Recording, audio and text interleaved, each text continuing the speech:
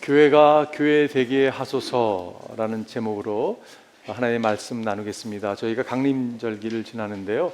사실은 주님의 성탄을 축하하면서 준비하면서 그 메시지를 전할까 생각하다가 그거는 금요 예배 때 나누기도 하고요. 오늘은 요한복음에 이어서 교회가 교회 되게 하소서라는 말씀을 나누고자 합니다. 어느 한 교회에 노팍해서 그 교회를 방문하게 됐다고 해요. 연세 많으신 할머니가 교회를 방문했는데 그 친절한 교회 안내위원이요. 저희 교회도 아주 친절한 안내위원들이 계시잖아요. 이렇게 인도했다고 합니다. 그래서 할머니 어디 앉고 싶으세요? 라고 물어보니까 할머님이 저는 맨 앞줄에 앉고 싶다고 얘기를 하시는 거예요. 그러니까 친절한 안내위원이 거기는 조금 부담스러울 거라고, 왜냐하면 목사님 설교가 좀 이렇게 좀 지루해서 길고 해서 그 졸리움을 이겨내지 못하는 그런 어려움이 있을 거라고 이렇게 얘기를 하는 거예요. 안내를 해주는 거예요.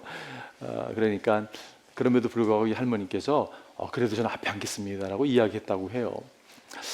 그러면서 물었다고 합니다. 안내위원에게 혹시 제가 누군지 아세요? 라고 질문하니까 모르죠. 벌써 답을 아시는 분이 계신 것 같아요. 제가 목사의 엄마입니다 라고 얘기하더래요. 좀 당황했을 거 아니에요, 그죠? 안내위원이 그렇게 얘기했다고 합니다. 혹시 어머니 제가 누군지 아냐고 이렇게 질문하니까 모른다고, 그러니까 that's good. 그리고 그냥 사라졌다고 합니다. 여러분, 교회는요 설교를 듣기 위해서 오는 곳이 아니죠. 교회는요 교제하기 위해서 오는 것이 아닙니다. 그것도 여러분 중요한 파트지만 교회는요 교회가 돼야 돼요. 근데 누가 교회입니까? 여러분과 제가 교회예요. 교회가 교회되어야 됩니다. 제가 2년 6개월 동안 요한복음을 통해서 복음에 대한 말씀을 나름대로 전하고자 했고 여러분 이 말씀을 받았습니다.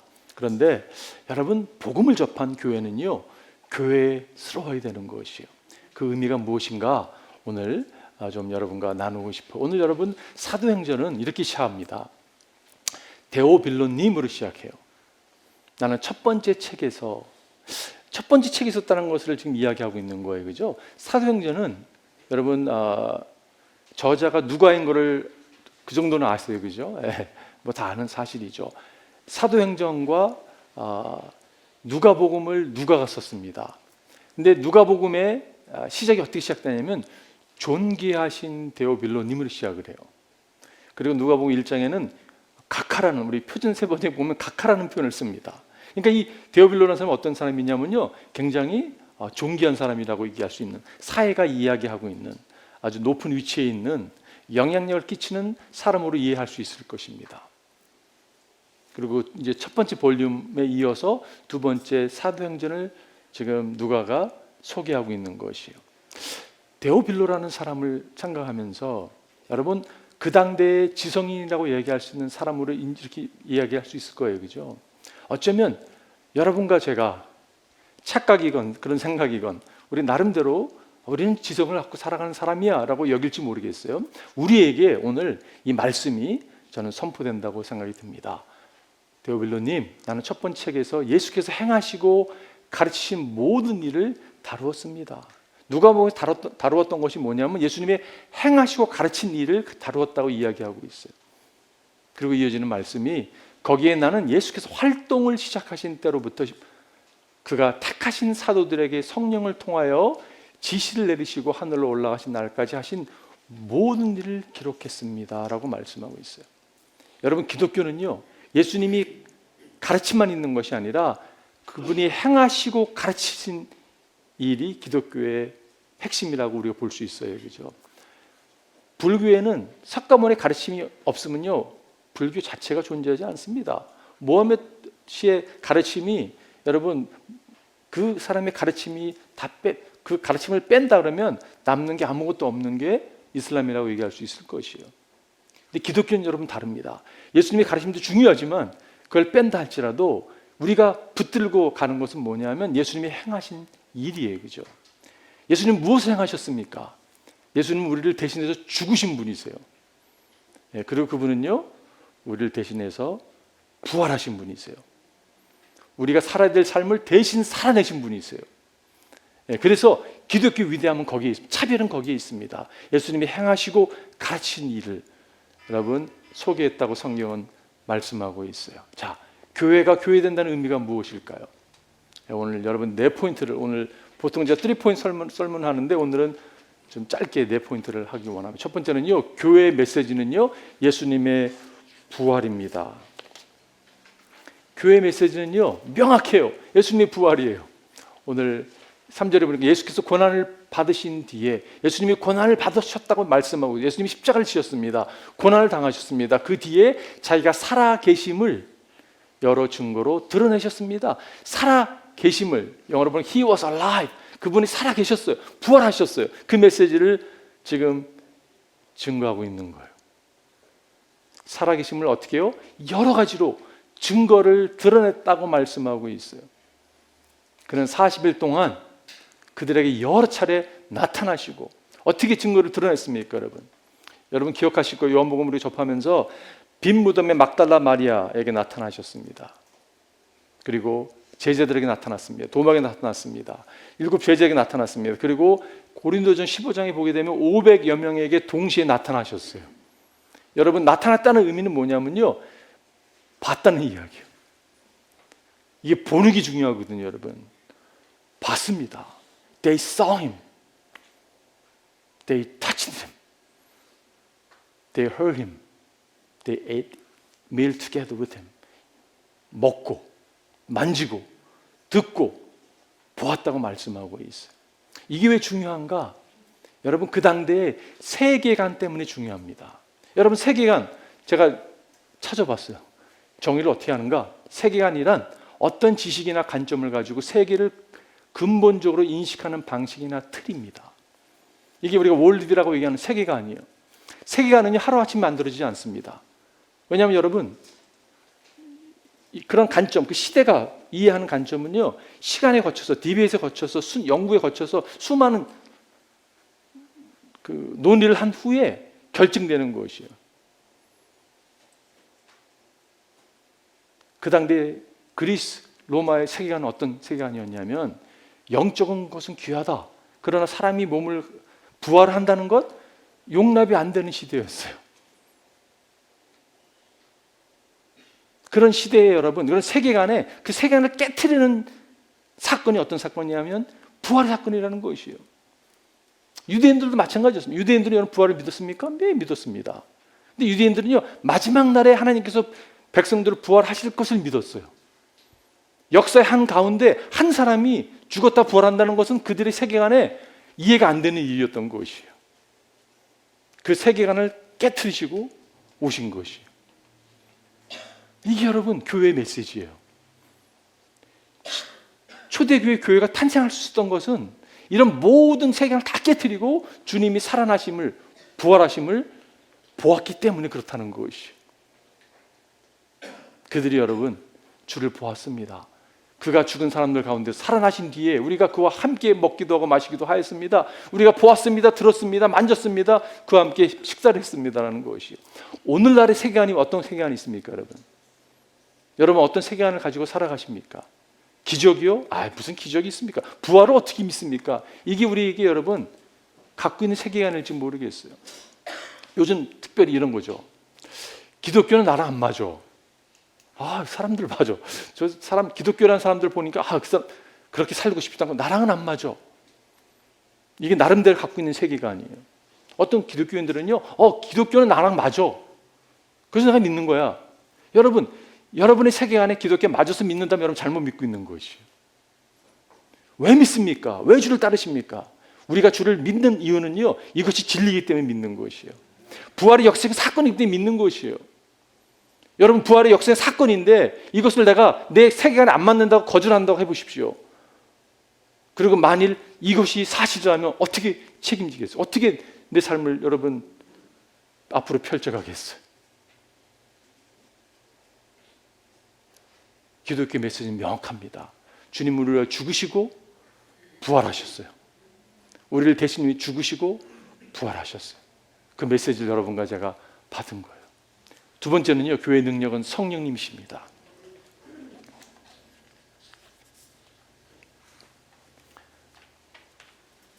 4절에 보니까 예수께서 사도들과 함께 잡수일 때에 그들에게 이렇게 분부하셨습니다.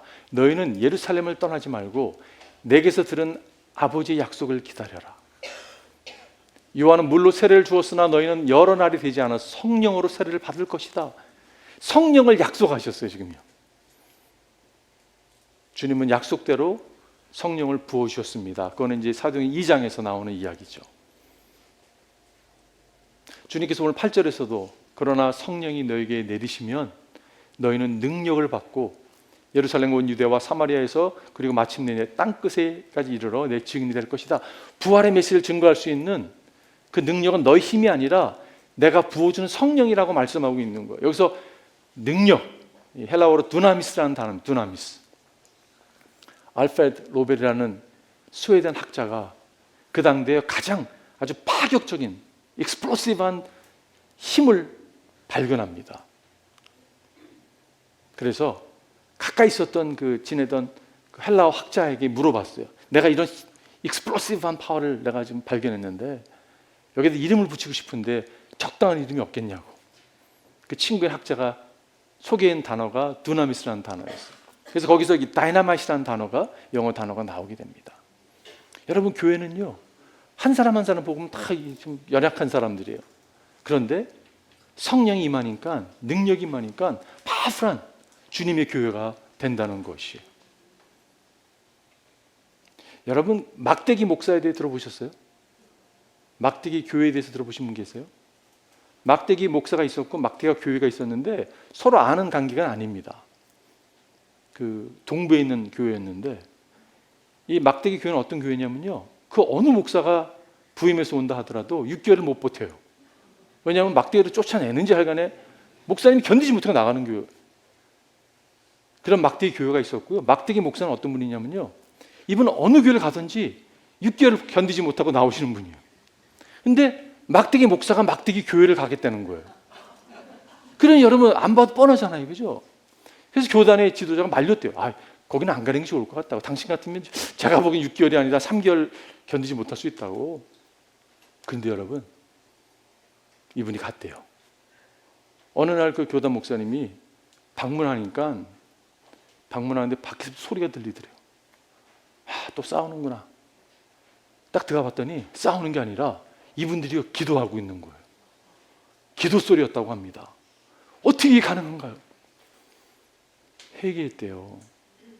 막대기 교회가 우리가 이거 늘 이렇게 목사를 쫓아내는 교회가 됐는데 회개하자. 회개를 하기 시작했대요. 막대기 목사는 내가 지금 마지막 부임하는 교회다라는 마음으로 회개하고 그 교회를 갔다고 합니다. 회개하고 회개하는 어떤 일이 일어났을까요? 성령의 불이 떨어진 거죠. 그래서 여러분 그 일을 감당할 수 있는 여러분 가지 힘으로 어떤 것도 감당할 수 없습니다. 그 착각에서 빨리 벗어나는 게 주님께서 교회가 교회되게 하는 모습이라고 생각이 들어요. 여러분 말틴 루터 종교개혁자 아시죠? 그분이 사실 대학교 교수였습니다. 그가 신학을 가르치던 교수예요. 독일에 있는 비텐베르크라는 그 대학교에서 신학을 가르치는데 여러분 그 당대 종교가 완전히 썩었죠. 막 면죄부를 팔기도 하고 아주 말도 안 되는 일을 갖다가 교황청에서 행하는 모습을 보고 이 말틴 루터가 여러분 그래도 양심 있는 사람이 성경을 아는 사람인데 그래서 95개의 조항을 반박문을 갖다가 써가지고 그 대학 교회 정문에 붙입니다. 그 이야기 어떤 이야기입니까? 회개에 대한 이야기예요. 어떻게 면죄부를 팔 수 있냐고. 말도 안 되는 일을 행할 수 있냐고. 근데 그 일로 인하여 여러분 재판에 소환을 받습니다. 재판 받으면 어떻게 되냐면요 그냥 순교당하는 일이에요. 그 당대 그 정도로 교회가 썩었었습니다. 그런 상황 가운데서 그가 사람들이 만류하는데 본인도 안 가고 싶겠죠. 근데 그가 그 재판 전날 받은 말씀이 이 말씀이에요. 하나님은 우리의 피난처시며 우리의 힘이시며 어려운 고비마다 우리 곁에 계시는 구원자시니 내 힘으로 이를 감당하는 게 아니라 이거는 하나님의 힘으로 감당하는 거구나 깨닫고 담대하게 나아갑니다. 그가 그날 저녁에 말씀을 받고 만든 노래가 있습니다. 그게 내주는 강한 성이요라는 노래예요. 종교개혁이 계속 막 번져나가면서요, 이 노래가 함께 번져나갔습니다.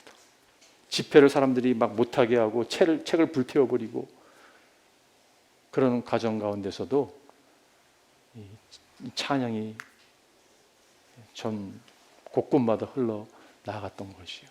여러분, 매순을 강원세는 찬양하시죠? 2절이 이렇습니다. 내 힘만 의지할 때는 패할 수밖에 없도다. 같이 할까요? 힘 있는 장수 나와서 날 대신하여 싸우네. 이 장수 누군가? 주 예수 그리스도 만군의 주도다. 당할 자 누구랴? 반드시 이기리로다. 여러분과 저의 힘을 가지고는 사실 싸울 수가 없습니다. 교회가 진정한 교회가 되기 위해서는요, 성령의 능력을 우리가 사용해야 되는 것이에요. 그러기 위해서 해야 될 게 무엇이냐면요, 기도하는 거예요. 적용 하나 한다면요, 여러분, 연말입니다. 이제 새해를 맞이하는데 이 시간은요, 기도하는 시간이에요. 연말에는요, 가장 성경을 많이 봐야 되는 시간이라고 저는 생각을 해요. 그리고 많이 기도하는 시간이에요. 왜냐하면 기도하는 가운데 성령의 능력을 받기 때문에 그렇습니다. 이엠 바운드라고 하는 그 기도의 아버지죠. 그분이 이렇게 얘기했습니다. 교회가 오늘날 필요로 하는 것은 더 많은 기계나 더 나은 것, 새로운 조직이나 더 혁신적인 방법이 아니라 성령께서 사용할 수 있는 사람들입니다. 기도의 사람들, 기도에 능한 사람들입니다. 여러분과 제가 그런 사람들이 되길 바라요. 기도의 사람이 돼서 하나님의 능력을 여러분 정말 교회로서 드러나게 하는 자리에 나아가기를 바랍니다. 세 번째는요, 교회의 사명은 선교입니다. 교회의 사명은 선교예요. 오늘 6절에 보니까 사도들이 한 자리에 모였을 때에 예수께 여쭈었다. 주님께서 이스라엘에게 나라를 되찾아주실 때가 바로 지금입니까? 이스라엘 백성들은, 제자들은요, 무슨 마음이 있었냐면 지금 나라를 잃었습니다. 그래서 나라가 회복되는 것에 대한 딱 관심이 있었어요. 저라도 아마 그런 마음이 있었을 거예요. 아마 여러분 없었겠어요? 늘 관심이 거기 있었던 거예요. 언제 메시아가 와서 우리가 잃어버린 나라를 다시 재건할 수 있을까라는 마음이 있었습니다. 이 질문하는 거 주님께서 뭐라고 말씀하십니까? 예수께서 그들에게 말씀하셨다. 때나 시기는 아버지께서 아버지의 권한을 정하신 것이니 너희는 알 바가 아니다. 예수님이 제시했던 나라는요, 지금 제자들이, 이스라엘 백성들이 생각했던 나라와 다른 나라를 갖다가 이야기하고 있는 거예요. 예수님 말씀하신 나라는 하늘나라였습니다. 그래서 예수님의 첫 번째 메시지가 무슨 메시지였냐면 회개하라 천국이 가까웠느니라는 그 말씀도 똑같은 표현이에요. Repent, the kingdom of God is at hand. kingdom of God을 이야기하고 하나님의 나라를 이야기하고 있는 거예요. 하나님의 나라가 무엇입니까, 여러분? 하나님의 나라는요, 하나님의 통치하는 나라예요. 하나님 나라가 어떻게 임합니까? 하나님 나라가 임하는 방법은요, 선교를 통해서 임하는 것이에요. 예배가 없는 곳에 예배가 드리기 시작하는 것이 선교예요. 여러분, 하나님 인정하지 않았던 곳이 하나님 인정하기 시작하는 사람들이 모이는 것이 그게 선교예요. 여러분과 제가 교회입니다. 우리에게 맡겨진 일이 여러분 선교의 일이에요. 저는요, 과거에 들었던 이런 얘기를 들은 적이 있어요. 또감서 교회는 꼭 주일 예배가 있는 선교단체 같다고. 제가 개인적으로 굉장히 좋아했어요, 그 표현을요. 맞습니다. 저희 교회는요, 정말 선교단체 같은 곳이에요. 그러나 주일 예배가 있는 곳이에요. 우리 모든 분들이 선교사님들이시고요, 우리가 정말 교회로서 교회 되기를 원합니다. 이게 우리 DNA입니다. 그런데 어느 순간 그것이 이렇게 좀 이렇게 힘을 잃는 것 같아요. 원인이 무엇이었다 할지라도 교회가 교회되지 않으면 교회가 되지 못하는 것이에요. 교회는 선교하는 곳이에요. 여러분, 옥스퍼드 대학교에 똑똑한 아이가 있었다고 합니다. 이 아이가요, 똑똑하니까 교수들이 좋아하는 거예요. 근데 하나님이 부르셨어요. 뭐로 불렀냐면 아프리카 성서를 부르시는 거예요. 아직 공부도 안 끝났는데. 여러분의 자녀가 만약에 옥스퍼드의 대학을 들어갔어요. 옥스퍼드 영국에 있는 거니까 미국으로 프린스턴 대학교에 들어갔어요. 근데 애가 하나님께 콜링을 받았어요. 여러분 말리시겠어요? 기뻐 박수 쳐주겠어요? 그게 여러분이 답하는 그게 여러분 영성입니다. 그게 영성이에요. 부인할 수 없는 영성이에요. 네 아이가 아프리카 선교사를 간다고 하니까 뭐라고 얘기했냐면 교수님 말리는 거예요. 당신같이 탁월한 친구가 무슨 선교사를 가냐고.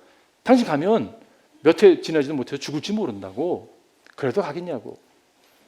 이 친구가 주님의 부르심에 저항할 수 없어서 결단을 내리고 들어갑니다.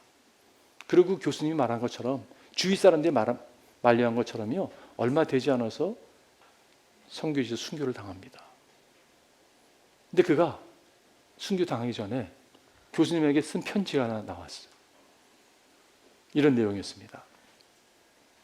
저는 아프리카 선교 사업이 마치 커다란 다리를 건설하는 것 같다고 생각합니다. 교량의 기초를 다지기 위해서는 비록 보이지는 않지만 땅속에 얼마나 많은 돌이 묻혀야 하는지를 교수님께서 잘 아실 것입니다. 만일 그리스도께서 저에게 아프리카 땅속에 묻히는 이름 없는 하나의 돌이 되기를 원하신다면 기쁜 마음으로 그렇게 할 것입니다. 제가 그렇게 함으로써 아프리카 땅 위에 복음의 열매가 맺힐 것을 확신하면서. 이름 없는 선교사. 여러분, 이런 사람이 한두 명이었을까요? 아니요. 수천 명, 수만 명이었습니다. 이게 교회의 교회됨이에요.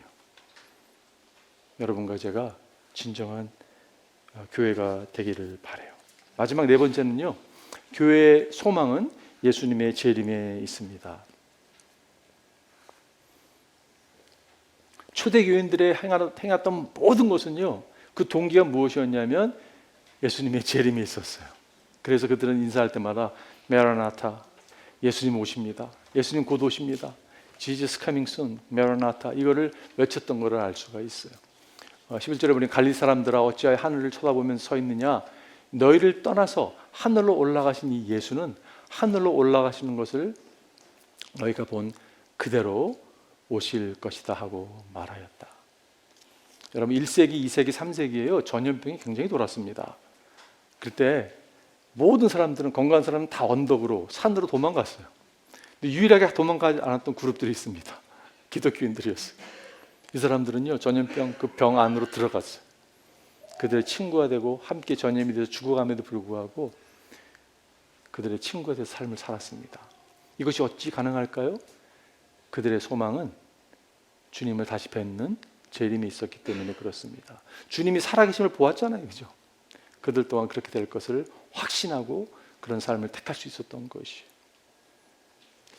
기도하기는 여러분과 제가 주님의 재림을 사모했으면 좋겠어요. 여러분, 신약 성경에 예수님의 초림에 대해서 456번의 예언이 선포됐고 성취가 됐습니다. 예수님의 재림은 몇 번 나올까요? 1518번 나와요. 주님의 재림에 대한 메시지를 성경은 증거하고 있습니다. 여러분과 제가 주님의 재림을 아름답게 맞이하는 그러한 자리에 나아가기를 바라요. 그 날은 오고 있습니다, 여러분. 성경에 보면 그 날이라는 표현이 나오거든요. 처음 나오는 것이 창세기에 나오는 말이에요.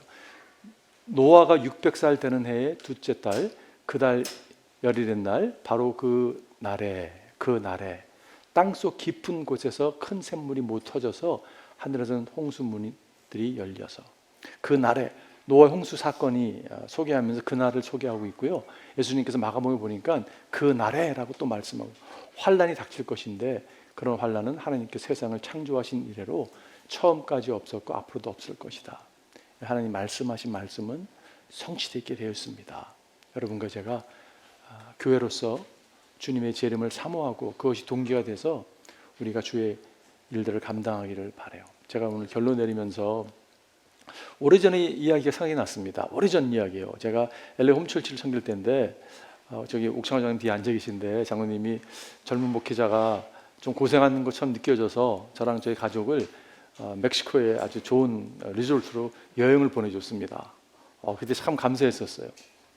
회복이 되는 시간이었는데, 그때 가서 여러 액티비를 하는데 그 ATV라고 하는 제가 과거에도 말씀드렸어요. 여러분 기억할지 모르겠는데 ATV라고 하는 세 발 달린 이렇게 오토바이 같은 걸 타고서 이렇게 바닷가로 가는 거예요. 근데 호텔에서 바닷가를 나아가는 게 그 길이 약간 험난한 거예요. 근데 우리 아이가 어렸거든요. 여기 제 앞에 딱 앉았는데 얘가 저한테 그렇게 물어보는 거예요. 가면서 좀 무서우니까 아빠 우리 혹시 죽을 수 있어? 그러는 거예요.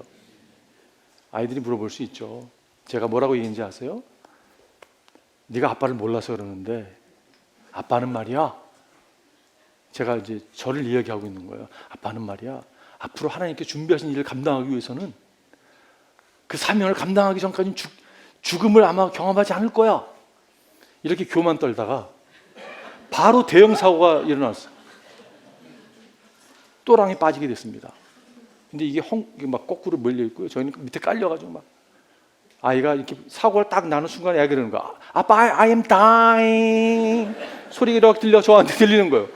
그리고 총 빡 떨어졌는데 숨을 못 쉬겠는 거예요.